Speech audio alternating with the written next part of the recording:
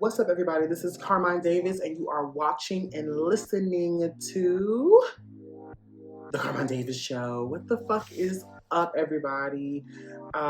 Great week so far.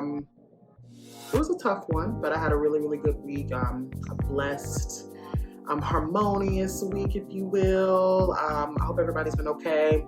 Last week's episode did not upload until this morning, right? So I had uploaded this huge file, right, for the show. It was like 78 gigabytes, like no bullshit. And I was wondering why I wasn't uploading. I've been having, since I got back, uploading issues with the video software. It's because I'm uploading the biggest fucking files that I could make, right? So now that I've gotten help with it,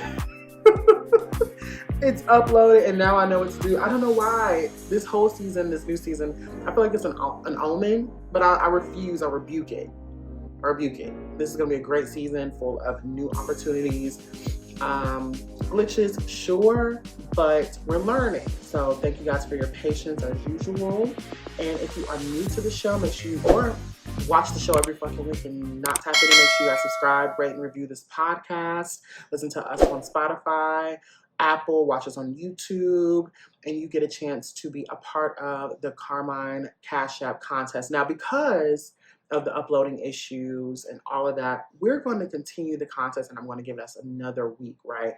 I haven't been able to promote the contest or show or anything like that like I wanted to this week because of the uploading issues. Every day, it took me 7 days to upload that video, an announcement about the contest. So I apologize. We're going to go on another week. Tap in with us to win $20 to $200 just by giving us a bomb-ass comment. You have to also rate and review this podcast on YouTube, Spotify, and or Apple. And tap in with us on Carmine Davis. Instagram.com/Carmine Davis, Instagram.com/Carmine Davis Show to win. I'm picking out a contest winner next week. So we're going to give us an extra week, and I will announce a contest winner next week. But let's get into the show. You guys can come here for none of my shit. And if you did, make sure you guys patreon.com/Carmine Davis to get into this after show. It's going to be juicy. I want to tell y'all about something that did happen to me this week. It's kind of intimate. I don't want to give too much of the details, but you just have to tap in and patreon.com/Carmine Davis, okay? So it's a little naughty. I had a little slip up. And I cannot just talk about it in a general public. You got to tap in with us and on patreon.com/Carmine Davis, okay? But let's get into the show. This first hot topic is from lovebescott.com. Now, full disclosure, I love everything that's going on with Kim Zolciak. Not because of misery. I actually thought Kim was a great housewife. No matter what they say, I think she was integral to the show. However, I love justice being served. I feel like Kim thought everybody was jealous of her and her life and all that. And it turns out her life is shit, right? So, and, she lives not too far from here. I think I could throw a rock and hit Kim's house. So this is actually very interesting to me. It's like spying on a neighbor. So Kim Zolciak sued over unpaid $156,000 credit card on the same day Kroy Biermann filed for divorce again. Now, I did not know that they filed again. I did not know that. More financial woes for Kim Zolciak. A credit card company is going after her for more than $150K.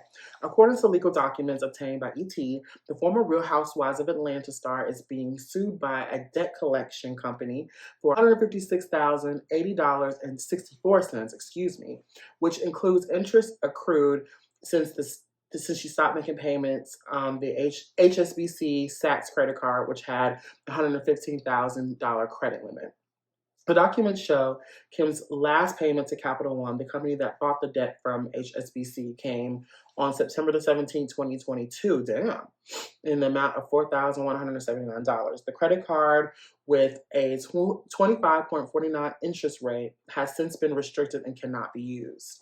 As ET previously reported, Kroy filed for divorce for the second time on Thursday in Fulton County Superior Court in Georgia court. Documents show Kroy filed the paperwork at 1:06 p.m. Kim then got sued at 3:41 p.m. that day, also in Fulton County Superior Court.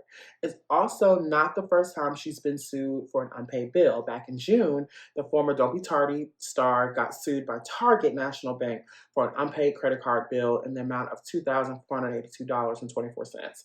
The following month, Kim took to Instagram to advertise an online sale of luxury items belonging to her daughter Brielle. That online sale also came just 2 weeks after Kim and Kroy were hit with a lawsuit claiming they defaulted on a $300,000 home equity credit line taken out on their home in Alpharetta, Georgia. Woo!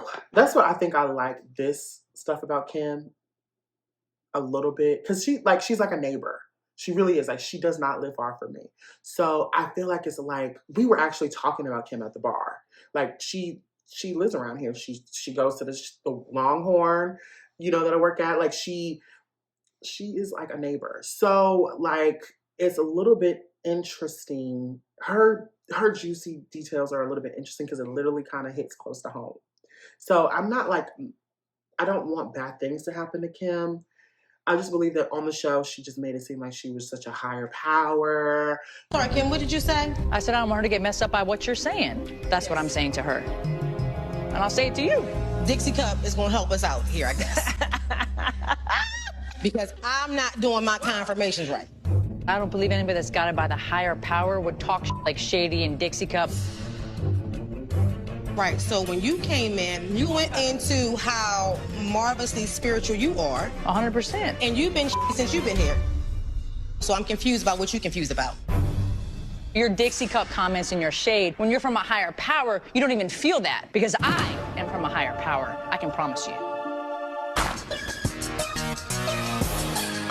She believes in all these things and that everybody was jealous of her, these hardworking Black women who work hard to pay their bills, and had their life shared, that part of their lives on the show. And she just wanted to share all the glamorous aspects of her life.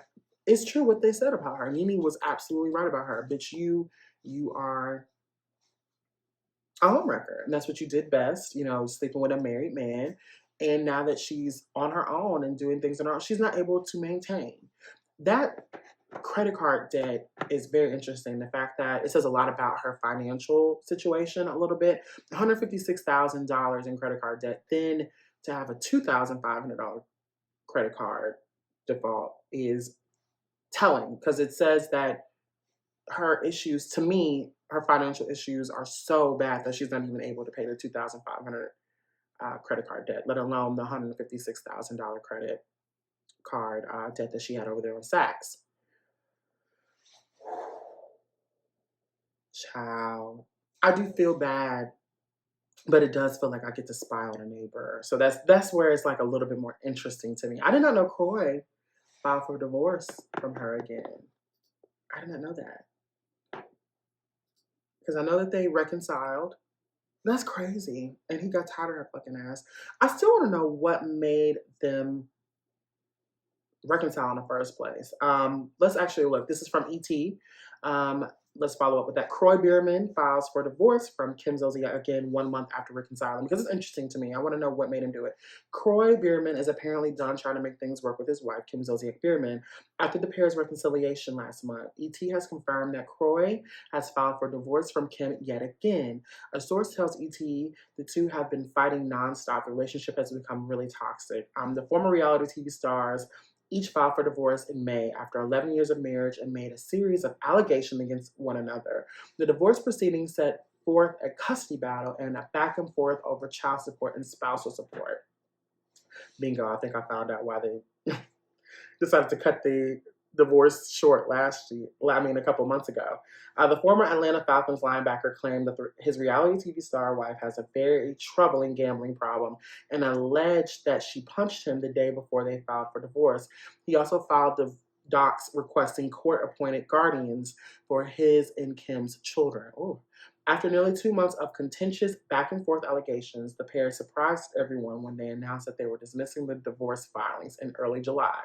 A source told ET shortly after the couple first dismissed their divorce petitions, Kim and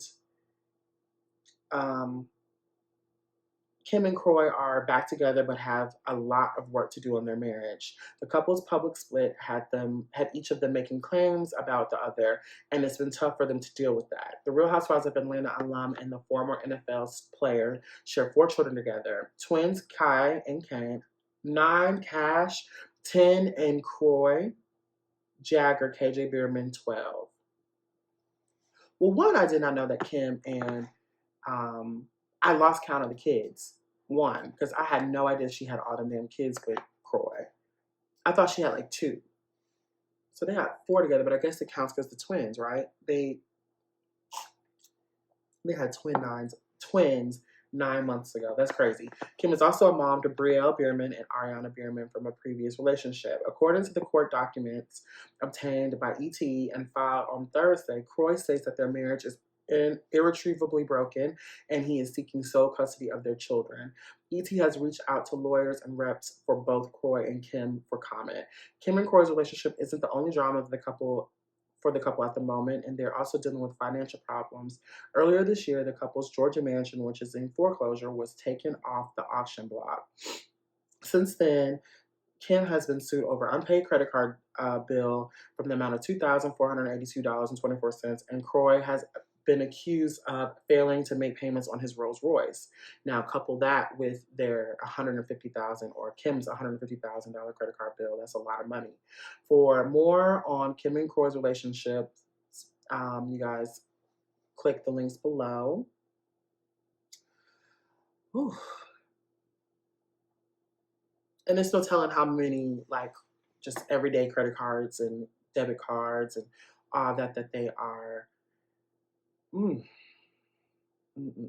gonna still send a prayer for her. I don't like Kim. I do think she's casually racist, like a lot of white people are, whether they want to admit it or not.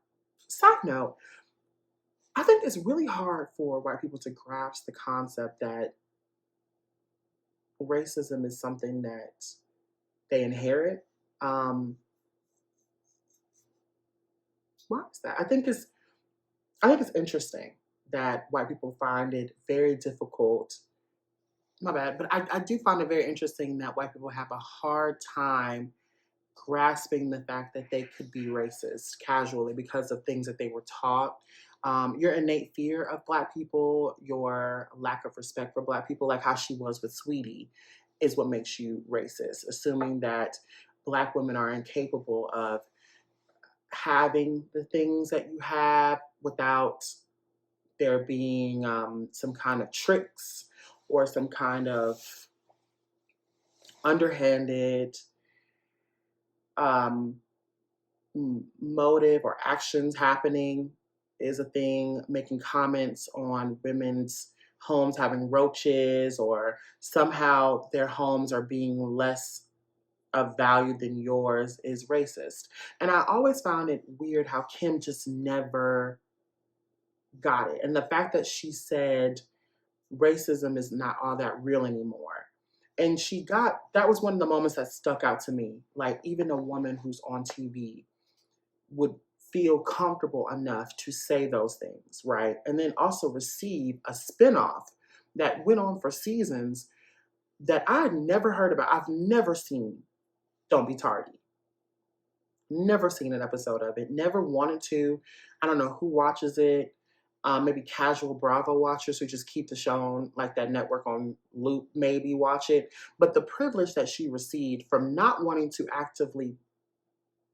not actually giving the same effort on a ensemble cast as the other girls, being able to skip out on trips, make brash, crazy statements about the other women on the show, and then getting rewarded by getting her own spinoff dedicated to her white trash family, is a sign of white privilege and racism working actively. Her being able to, like, her life was not as glamorous as Nene's or as Portia's or Kenya Moore's, and they were not rewarded spinoffs like she was. They were actively living their lives. Nothing was off limits, going on these trips, making sacrifices for the show. And Kim just showed up, what Nene said, with her wig and belly in tow, and gave us absolutely nothing post close your legs to married men. And she got rewarded for it. So how do you feel like that is fair? And this is just, it's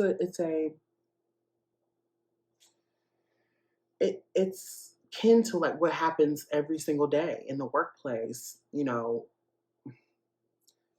in everyday life, that a lot of white women can come in, or white people period can come in and be mediocre as possible, give us nothing, honey, and be rewarded for it and receive those rewards comfortably, sleeping at night, knowing that their minuscule talents or their minuscule sacrifices that they've made for an ensemble or a group of people is not at all on the same level as someone else, and that they received more over someone who sacrificed more, and not know that that is a sign of privilege. I don't know. We'll talk about that more on the Patreon. I'll tell you exactly where I'm coming from in my own personal life on patreon.com/Carmine Davis. Tap in with me and let me know if you get what I'm saying. Leave a comment below. Let me know what you guys think. Leave a comment below, subscribe to the show, and make sure you tap in. Leave a great comment, and your username gets thrown into the hat to win $20 to $200 for our Carmine Cash App contest, okay? Let's move right along. LovelyScott.com.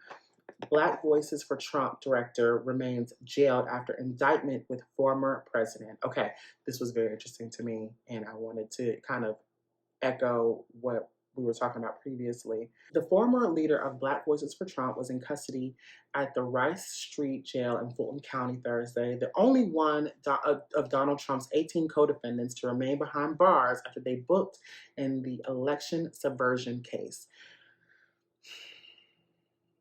I wonder why. Okay, so according to Atlanta Journal-Constitution, Harrison William Prescott Floyd III is currently under the custody of Fulton County, Georgia sheriff, charged with racketeering.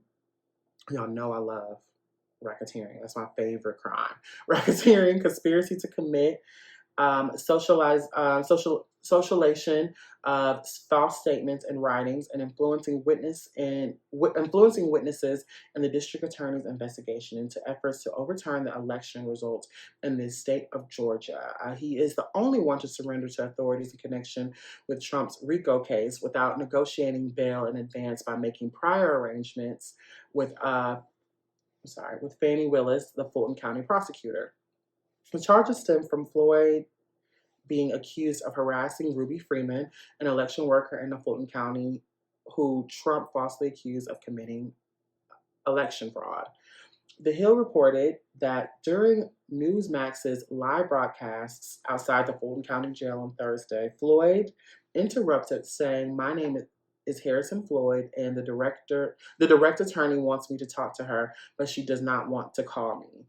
Additionally, he was charged in Maryland after yelling obscenities and allegedly assaulting an FBI agent in February when he and another agent attempted to serve Floyd with a subpoena related to the DOJ's investigation into Trump's attempt to overturn the 2020 presidential election. The affidavit states, "You haven't shown me a badge or nothing," Floyd said. "I have a fucking daughter. Who the fuck do you think you are?"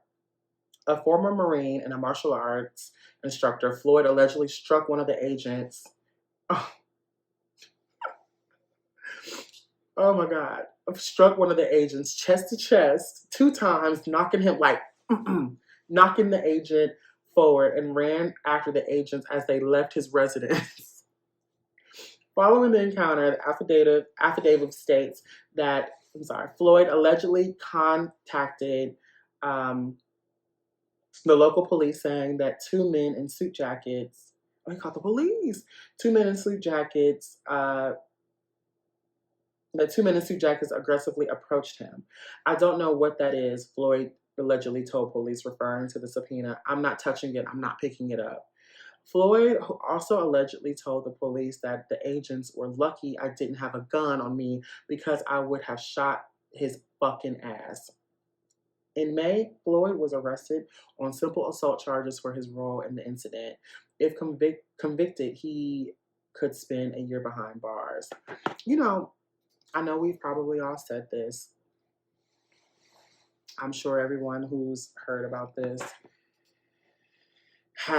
we all Black people, you know, we can communicate without saying a word.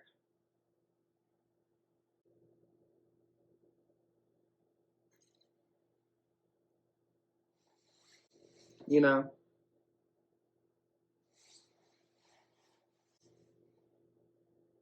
Child. But I know something that we probably won't talk about, and that is I'll go get him because he's so fucking fine. Have y'all seen this man? This is a sexy man.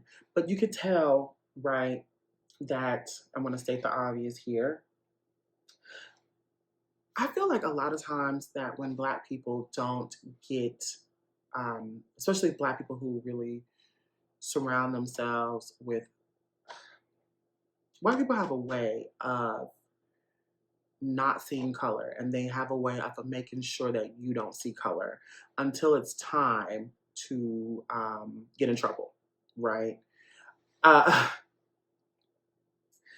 feel like him being around that party and that cabinet probably has him thinking that he can do things like they would, you know, going chest to chest with a police officer, or someone who subpoenaed you, saying on record that if you had, they're lucky that you don't have a fucking gun. Yeah, like if you were, I don't know, if you were one of Trump white members, you probably would have gotten away with saying that. But as a nigga, like, you can't say shit like that without it coming back to bite you. And I think he's probably getting reminded that he is a nigga, you know, and he's left there. And if he doesn't know now, he probably will after he gets out. They don't give a fuck about you, especially what you stand for, like Black people supporting Trump. Like, your party probably was very limited in the first place. Your value is probably this much to him because they don't give a fuck about us. I think that this is,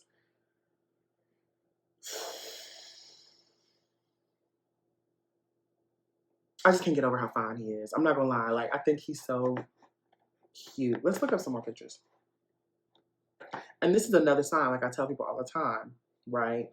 If I think a man is attractive, if I like him, if something down there goes, if my dick jumps or my ass kind of squeezes, this motherfucker's a psycho. And I'm 10 for 10, right? Like, you could put me and my pussy on the stand, and if I lock the nigga up, because that nigga is trouble. Let's see. Harrison William. Let's see, honey. Let's see what he looks like. Because, you know, he probably just kind of grew into his looks. Let's see. See if we can find some old pictures of him. But while we're doing that, make sure you guys subscribe, rate, and review this podcast. Leave a comment below if you understand where I'm coming from. I think that sometimes it's hard when you get wrapped up into the Caucasian world. Oh, yeah, he's been fine, child. He's a fine-ass man. Martial artist in the military. That's kind of sexy. Dangerous. Oof. He is fine. Yeah, he looks like trouble. Definitely trouble. But, you know, you get into that lifestyle, like Caucasians have a way of putting you into their world, right? Where, you know, race doesn't matter. Nothing matters. Like, you know, if you stay with them, they're all powerful, all encompassing. Like, it's everything about them. Everything is possible when you're in the Caucasian world, which is seductive. Like, they probably have never made him feel afraid or insecure in his life. You know what I'm saying? So now that it's time to shit to go down, nigga, no, they probably did forget about you. They probably did forget about you. All the money that it took to get them out, you are low on the totem pole. Your value is less than them because you are less than them. Well, I'll leave that nigga in there. It's probably exactly what Trump will, if we could. They don't have the money. Trump is literally begging for money right now online. Like, but I'm glad that Georgia put his ass behind bars. I wanted to read all of Trump's charges out loud. Okay. Violation of the Georgia RICO Act, solicitation of violation of oath by public officer, 3 counts, conspiracy to commit impersonating a public officer, conspiracy to commit forgery in the first degree, 2 counts, conspiracy to commit false statements and writing, 2 counts, conspiracy to commit filing false documents, false statements, and writing, 3 counts. That's interesting. Interesting. Like, sounds like I'm talking about a little nigga, right? But no, I'm talking about your former president. Let's see Harrison's charges, what they got up in. And he's got the least amount of charges. That's crazy. Harrison, violation of the Georgia RICO Act, conspiracy to commit solicitation of false statements and writings, influencing witnesses. They got a sister. Who is this girl? Now, y'all didn't tell me they had a brown girl in the mix. Travion Kuti.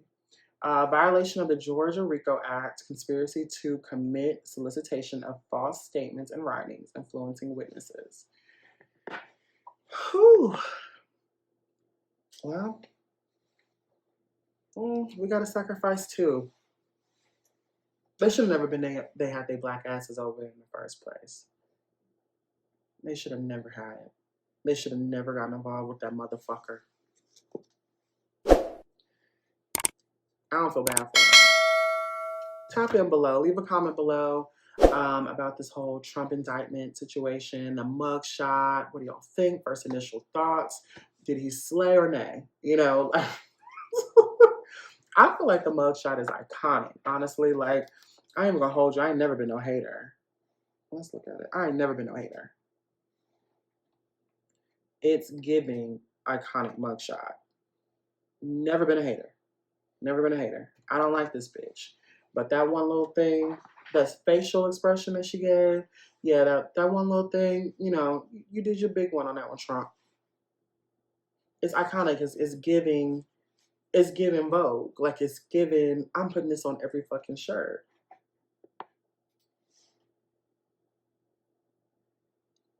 Iconic. Iconic. I love this mugshot. I honestly, I don't know what I thought his mugshot would look like when they were talking about his mugshot, but it's giving. It's giving. American fallen dynasty. It's giving racketeering. It's giving, I have embarrassed and bullied witnesses. I'm still convinced that I won. That's what it's giving. I'm not mad at it. We're gonna move on to the next hot topic.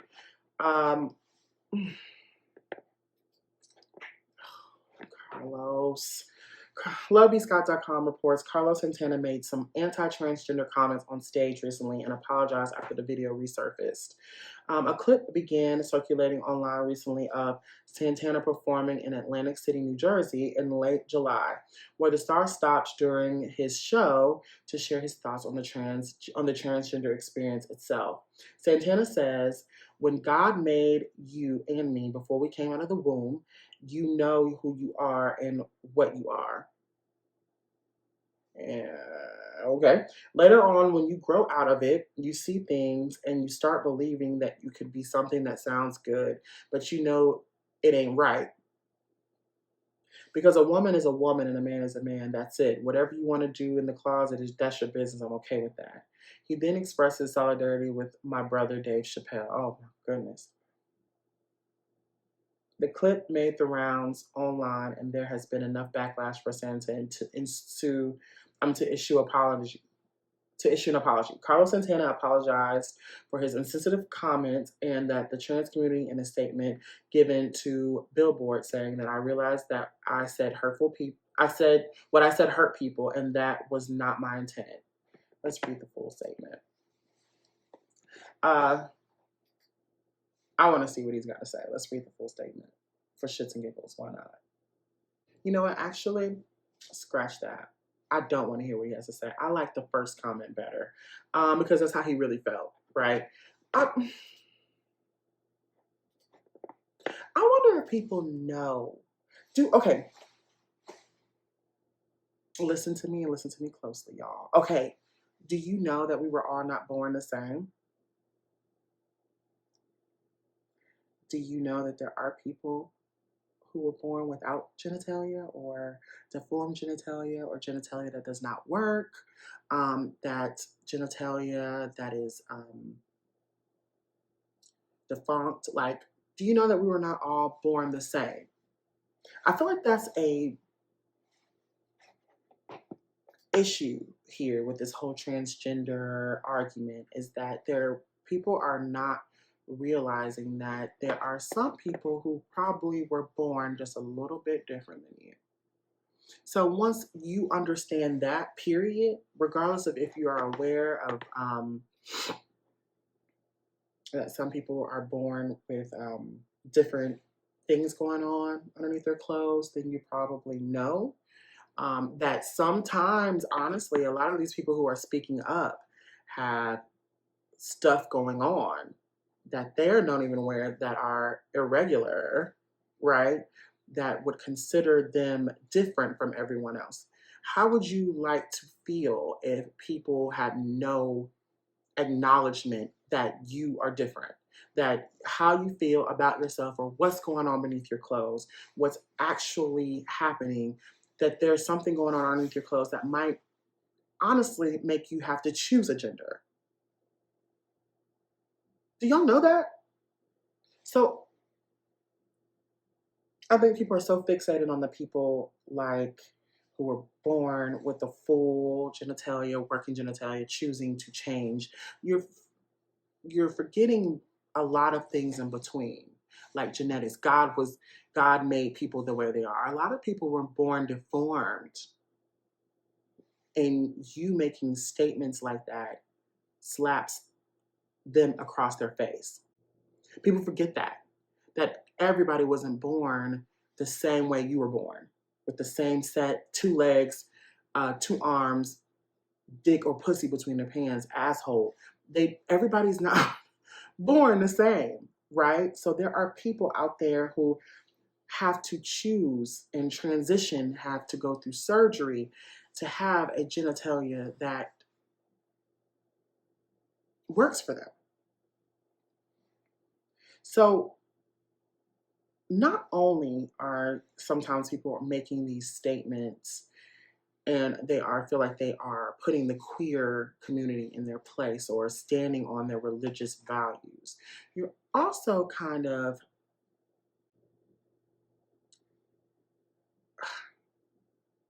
bashing a group of people who cannot help that they were born deformed. There are people who have genital deformities that I don't know. Is that not a common thing to know, that there are women out there who can't produce children out of their vagina, ever? It will never happen. It'll never happen. There are women out there who will never be able to. Does that make them less of a woman? There are women whose vaginas are sewn shut, who don't have a... Does that make them less of a woman? I don't know if I'm making sense.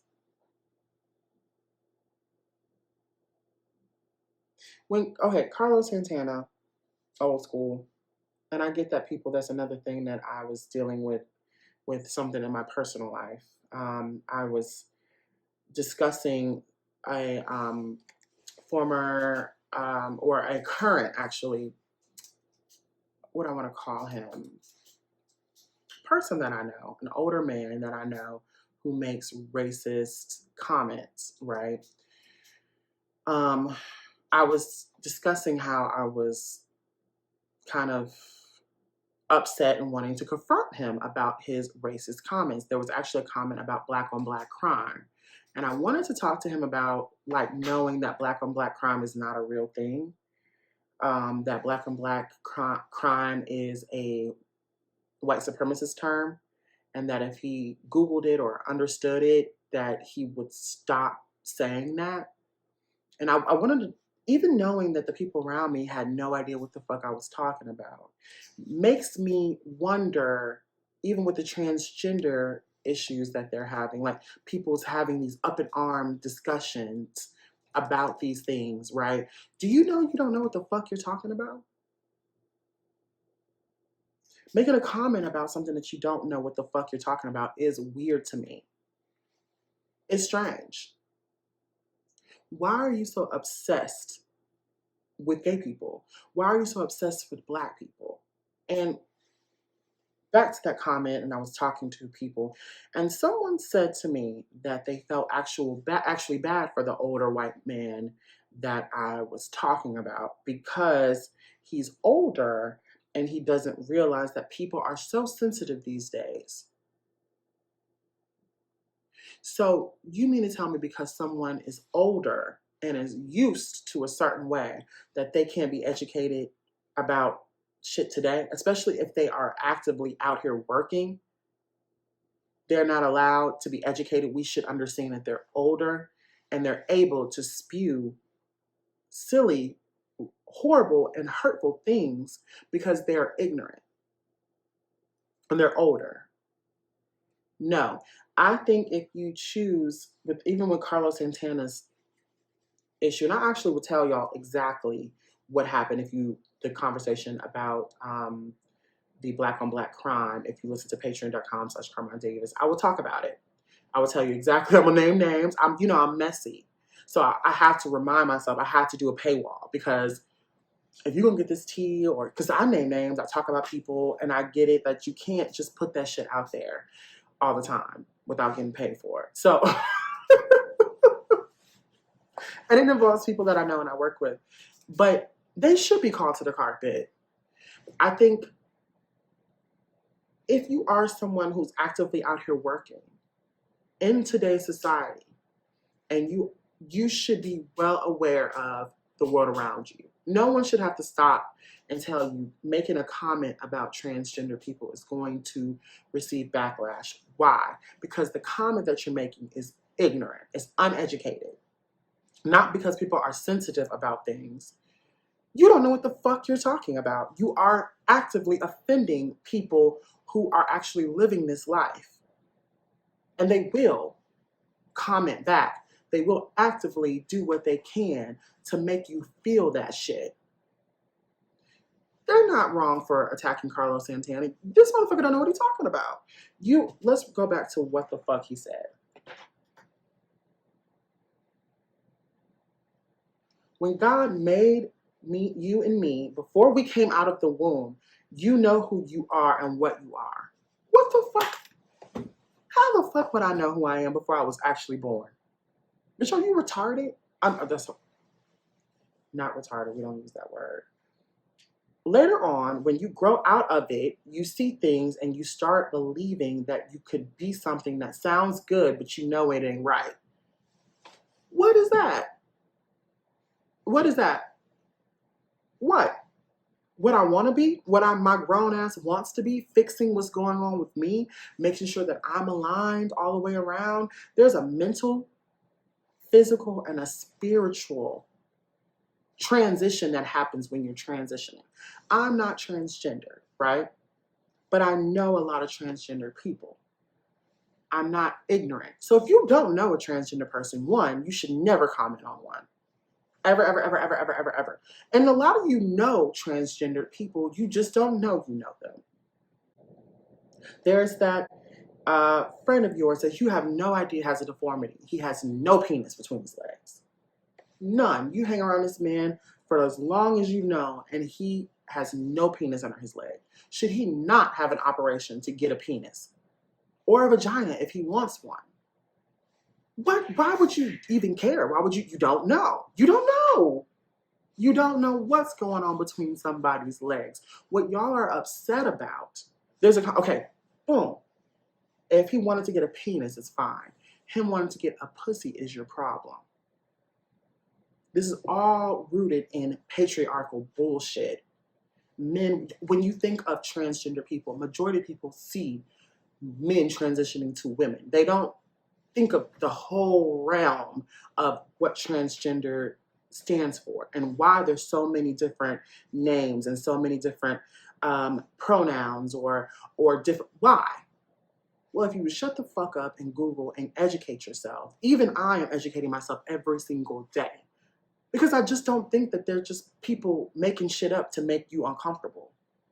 You're worried about fucking a transgender person. Transgender people do not want to fuck you. Most gay people do not want to fuck you. That's just what they're going through, something to change how it's about them. It has zero to do with you. The same way that Carlos Santana probably had to go through 4 different surgeries to be able to stand his old ass up there and spew hateful comments. It's the same thing that somebody else has to do to make sure that they can live in their truth. They can. Do you not get that? Leave a comment below. I'm kind of done with this conversation. I'm over it. I think that it's weird. I'm tired of people making comments about transgendered people when they have no idea what is even considered transgendered and what that means. You don't know the struggles of anybody who is, well, you do.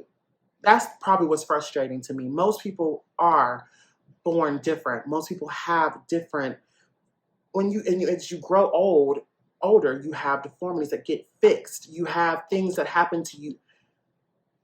You transition into death, right? And you do what you can to transition there. Why is this such a big thing to you? Because it's not natural. Natural for who? This half the shit we put in our bodies. Most of the shit that we put in our bodies is not natural. Most of the medicines that we take is not natural. That is some shit that some patriarchal bullshit that y'all keep repeating. Half-cocked, not knowing, don't know what you are sitting probably next to a transgendered person and you have no idea. You have no idea. No idea. Why act like you do now? You're thinking about the proud women who transition to men who transition to women. That's what y'all are upset about. And be honest about it. You are scared of those things. You're afraid of gay. You're afraid of, it comes down to afraid of women. People don't like women. You shouldn't want to be a woman. Why would you choose to be it's a lot of weird shit. Instead of actually educating yourself on what transgender is, why don't you educate yourself on why you hate women, why you hate gayness? It all comes, and then get right with your mothers. Get right with your fathers. Like, I'm over it. That's the show. Make sure you guys subscribe, rate, and review this podcast. Oh my God, I can't stand that. Thank you guys for listening. I love y'all so very much. Make sure you guys comment below, rate this podcast. You can win $20 to $200. And I am going to announce a winner next week. Come hell or high water. We're going to get this shit over with, okay? Leave a comment below to enter for the contest. I'm going to pull a name out next week, whether it's a bitch down the street. I don't give a fuck anymore.